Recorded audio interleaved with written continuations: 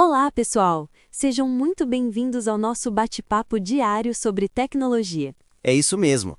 E hoje vamos mergulhar nas notícias mais quentes do dia, direto dos sites TechCrunch e Gizmodo de 10 de 10 de 2025. Para começar, temos um assunto que está movimentando o mercado de previsões. A Cauchy levantou mais de 300 milhões de dólares, alcançando uma avaliação de 5 bilhões de dólares. E isso acontece poucos dias depois da rival Polymarket receber um aporte bilionário da NYSE. O que você acha disso, nome do apresentador 2? Essa é realmente fascinante, o nome do apresentador 1. O mercado de previsões está explodindo, né? A Cauchy agora está batendo 50 bilhões em volume de negociação anualizado, um salto absurdo comparado com o ano passado. E a Polymarket, que já tinha uma avaliação de 1 bilhão em agosto, agora vale 8 bilhões. O que me chama a atenção é como a gente viu essas empresas ganharem destaque com as previsões eleitorais, e agora elas estão se consolidando com investimentos pesados. A questão da Polymarket ter sido proibida no ZIL, e agora com o aval da CFTC, mostra como esse setor ainda está navegando em águas turbulentas, mas com um potencial financeiro gigantesco. É o futuro apostando no futuro, de certa forma. Exato. E o mais legal é que a Cauchy agora está abrindo para consumidores em 140 países. Isso descentraliza ainda mais a coisa e abre um leque enorme de possibilidades. Por outro lado, a gente vê essas empresas, como a Cauchy e a Polymarket, precisando se ajustar a regulamentações, como aconteceu com a Polymarket e a CFTC. É um equilíbrio delicado entre inovação e conformidade. Falando em inovação, uma coisa que afeta muito a gente no dia a dia é a questão das notificações chatas. E olha só, o Google Chrome vai começar a silenciar aquelas notificações de sites que você não visita há um tempo. Finalmente! Ah, essa notícia eu esperei por muito tempo. Menos pop-ups irritantes no meu dia a dia vai ser um alívio. O Google está dizendo que menos de 1% das notificações recebem alguma interação, o que mostra o quanto isso estava incomodando. E a estratégia deles de revogar permissões de sites com baixo engajamento é inteligente, porque força os sites a repensarem a quantidade de notificações que enviam. Com certeza, é uma resposta clara à frustração do usuário, né? Assim como a Apple já vem fazendo no iPhone com os resumos diários e controles mais granulares. O Google está basicamente dizendo que se você não interage, a notificação perde o propósito. Mas o legal é que eles não vão simplesmente desligar tudo. Se o usuário quiser, pode reativar ou até desativar o recurso de revogação automática. Dá para ver que eles estão tentando um equilíbrio entre a experiência do usuário e a utilidade real das notificações. E aí, falando em IA, a gente tem um tema recorrente nas notícias de hoje: a infraestrutura por trás dela. O TechCrunch publicou uma matéria sobre os acordos bilionários que estão impulsionando o boom da IA.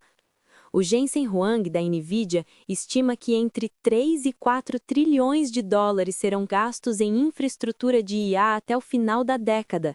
Uau! É uma grana astronômica. E faz todo sentido. Para rodar esses modelos de IA cada vez mais complexos, a gente precisa de um poder computacional absurdo. O que eu acho mais interessante nessa notícia é a dinâmica dos investimentos. A Microsoft investindo bilhões na OpenAI, a Amazon em Anthropic e a própria NVIDIA vendendo um monte de GPUs e ainda investindo em outras empresas, como a Intel e a OpenAI. É um ecossistema super interligado e com muito dinheiro circulando. Exatamente. E não é só nuvem. A gente vê a Oracle fechando acordos gigantes de 30 bilhões de dólares e até 300 bilhões de dólares com a OpenAI. Isso mostra como a Oracle está apostando forte nesse mercado, impulsionada pela demanda da OpenAI, que agora busca diversificar seus provedores de nuvem depois da Microsoft. E o que dizer da Meta? Zuckerberg planeja gastar 600 bilhões de dólares em infraestrutura até 2028. Isso inclui data centers enormes como o Hyperion e o Prometheus, que exigem muita energia, inclusive com acordos para usinas nucleares.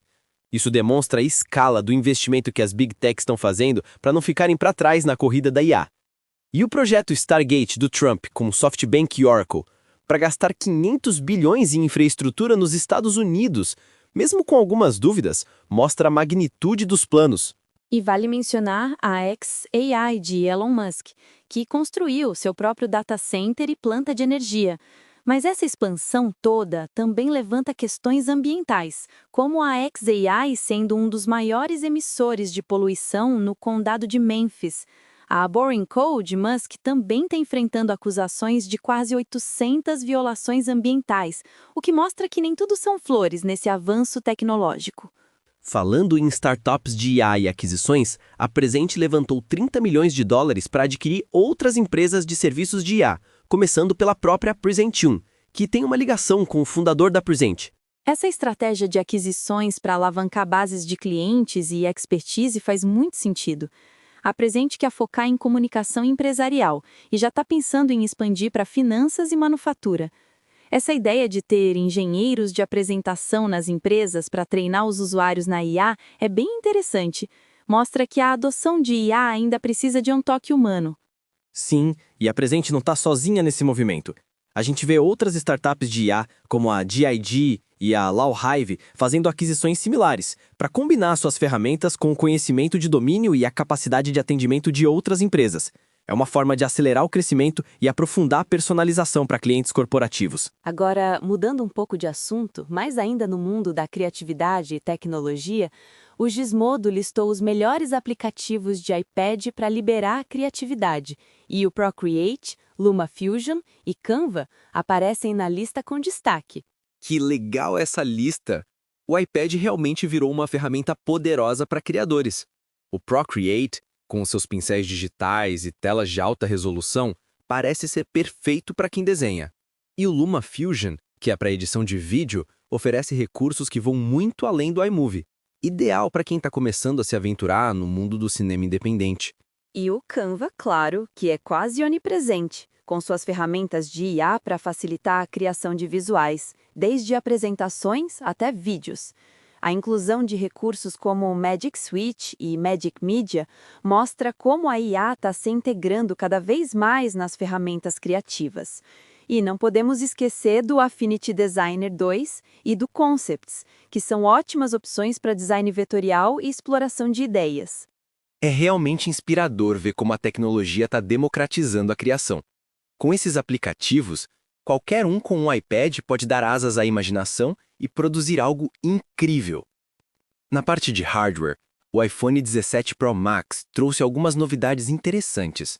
A principal é o foco em uma bateria maior, com um design um pouco mais espesso para acomodar essa capacidade extra. E essa é uma notícia que muitos esperavam. Ter mais tempo de tela sem se preocupar tanto com a bateria é um diferencial crucial. O aumento na capacidade da bateria e o suporte para carregamento mais rápido, chegando a 40W teoricamente, além do carregamento sem fio Qi2 a 25W, são melhorias significativas. E não parou por aí. A tela agora atinge um pico de 3.000 nits com um novo revestimento anti-reflexo, o que é ótimo para usar em ambientes com muita luz. Nas câmeras, todas as 3 traseiras agora têm um sensor de 48 megapixels, com destaque para a lente telefoto, que recebeu um upgrade, oferecendo opções de zoom de 2x, 4x e 8x. O que me chamou a atenção é que, apesar dessas melhorias de hardware, a Apple Intelligence teve pouca menção no lançamento. Isso contrasta com o que vimos no ano passado e com os rivais. Parece que a Apple está aguardando as grandes novidades de IA para o futuro, talvez na WWDC. Mas o chip A19 Pro com o melhor desempenho neural pode ser a base para isso. Mudando totalmente de assunto, mas ainda no universo da tecnologia e suas implicações sociais, o chefe do Instagram, Adam Mosseri, rebateu os medos de MrBeast sobre IA, mas admitiu que a sociedade vai ter que se adaptar. Essa discussão é super importante. Mosseri acredita que a IA vai democratizar a criatividade, permitindo que mais pessoas produzam conteúdo de qualidade. Mas ele também reconhece que a tecnologia pode ser usada para fins nefastos e que as crianças vão precisar aprender a discernir o que é real do que é gerado por IA. A analogia que ele faz da internet ter reduzido o custo de distribuição e a IA reduzir o custo de produção é muito pertinente. A linha entre o orgânico e o sintético vai ficar cada vez mais tênue. E o desafio para plataformas como o Instagram é como identificar e rotular esse conteúdo de IA de forma eficaz, algo que a Meta admite que ainda precisa de muito trabalho. Concordo. A ideia de usar um sistema como Community Notes para dar mais contexto ao conteúdo gerado por IA é interessante. Mas, no fim das contas, Mosseri coloca uma responsabilidade na sociedade. As novas gerações precisarão desenvolver um senso crítico ainda maior para consumir mídia, questionando quem está dizendo, quem está compartilhando e por quê. É uma carga mental pesada, mas talvez necessária nesse novo cenário. E falando em cibersegurança e questões governamentais, o TechCrunch noticiou que o Departamento de Segurança Interna dos Estados Unidos está realocando centenas de funcionários cibernéticos da CISA para apoiar a repressão da administração Trump às deportações. Essa é uma notícia preocupante. Migrar pessoal focado em cibersegurança para operações de migração pode deixar a defesa cibernética do país mais vulnerável, especialmente no momento de tantas ameaças. A CISA é crucial para proteger infraestruturas críticas e agências governamentais. Exatamente. E a fala da secretária assistente, Tricia McLachlan, de que qualquer ideia de que o DHS está despreparado para lidar com ameaças à nossa nação por causa desses realinhamentos é ridícula, soa um pouco como uma tentativa de minimizar a situação. Fica a dúvida se esses postos serão preenchidos ou se a CISA ficará com menos gente qualificada. E em um desenvolvimento bastante polêmico, o fabricante de spyware NSO Group confirmou que um grupo de investimentos americano adquiriu a empresa. Essa é uma notícia que levanta muitas bandeiras vermelhas. A NSO Group tem um histórico controverso com o seu spyware sendo usado para atingir jornalistas, dissidentes e defensores dos direitos humanos. A preocupação de especialistas como John Scott Railton, do Citizen Lab, é que essa aquisição por investidores americanos possa abrir portas para que a NSO tente vender seu produto para as forças policiais americanas, o que seria um desserviço à privacidade e aos direitos no ZEUA. E o fato de que a NSO já foi alvo de sanções do Departamento de Comércio do ZEUA em 2021, e agora um grupo americano assume o controle, levanta questões sobre como a regulamentação vai funcionar daqui para frente. Voltando para o lado mais corporativo e de negócios, o Rishi Sunak, ex-primeiro-ministro do Reino Unido, assumiu cargos de consultoria sênior na Microsoft e na Anthropic. Essa é a famosa porta giratória em ação, né? Por um lado, a experiência dele em políticas públicas pode ser valiosa para essas empresas de tecnologia. Por outro, há a preocupação de que ele possa usar seu acesso e influência para dar uma vantagem injusta a essas empresas no governo do Reino Unido, especialmente em discussões sobre regulamentação de IA. E ele disse que vai se abster de aconselhar sobre política do Reino Unido e focar em tendências macroeconômicas e geopolíticas. Mas ainda assim, a percepção de influência pode ser um problema. Vemos isso acontecendo também no ZEUA, com ex-políticos migrando para cargos em grandes empresas de tecnologia. É um debate constante sobre os limites entre o setor público e o privado. Na área de energia, apesar de alguns ventos contrários, com a administração Trump ameaçando cortar subsídios, os investidores parecem apostar forte na transição energética. A Brookfield levantou 20 bilhões de dólares para o seu segundo fundo de transição energética, e a Energy Impact Partners fechou seu terceiro fundo com 1,36 bilhão de compromissos. Isso mostra que a visão de longo prazo é de que a energia limpa veio para ficar. A Brookfield já alocou 5 bilhões em projetos de energia renovável, e o fato de ter levantado mais dinheiro neste segundo fundo do que no primeiro, em um cenário econômico menos exuberante, sugere que os investidores veem um crescimento sustentável pela frente. E o número de empreendedores entrando no setor de tecnologia climática continua crescendo.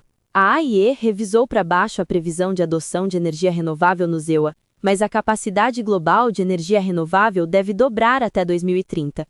Isso mostra um momentum global que não parece ser facilmente revertido. Saindo da área de energia e entrando no universo regulatório, o Reino Unido deu um passo importante ao impor um status de mercado especial ao Google Search, abrindo caminho para regulamentações mais rigorosas. Essa medida da Autoridade de Concorrência em Mercados do Reino Unido, CMA, é um reconhecimento do domínio do Google no mercado de busca e publicidade. Eles designaram o Google como detentor de um status estratégico de mercado, o que permite que a CMA imponha novas regras para garantir a concorrência justa. E isso inclui as funcionalidades de IA do Google, como AI Overviews e AI Mode. A CMA vai realizar uma consulta sobre possíveis intervenções ainda este ano. O Google, claro, argumenta que essas regulamentações podem prejudicar a inovação e o crescimento no Reino Unido, o que é um argumento válido, mas a necessidade de um mercado de busca mais equilibrado é clara. E para fechar com uma visão um pouco mais cética, o renomado roboticista Rodney Brooks, fundador da iRobot, soou alarme sobre uma bolha de investimento em robôs humanoides. Essa é uma perspectiva interessante, né? Brooks argumenta que, apesar do dinheiro jogado nesse setor, os humanoides ainda não vão conseguir aprender destreza e movimentos motores finos com as mãos, o que os tornaria pouco úteis. E não é só ele. Muitos VCs e cientistas de IA acreditam que a ampla adoção de humanoides ainda está a uma década de distância, se não mais. A questão da segurança também é um ponto crucial. Robôs humanoides compartilhando espaço com humanos, seja em linhas de produção ou em casas, levanta preocupações sobre acidentes, hacks e comportamentos inesperados. E a própria Tesla, que anunciou o Optimus lá atrás, ainda está lutando para fazer esse robô cumprir as promessas de venda. O que fica claro é que, embora o futuro com humanoides seja provável, o caminho é muito mais longo e complexo do que muitos imaginam. Talvez a gente veja mais robôs com rodas e outras características não tão humanas no curto e médio prazo. Bom, por hoje é só, pessoal.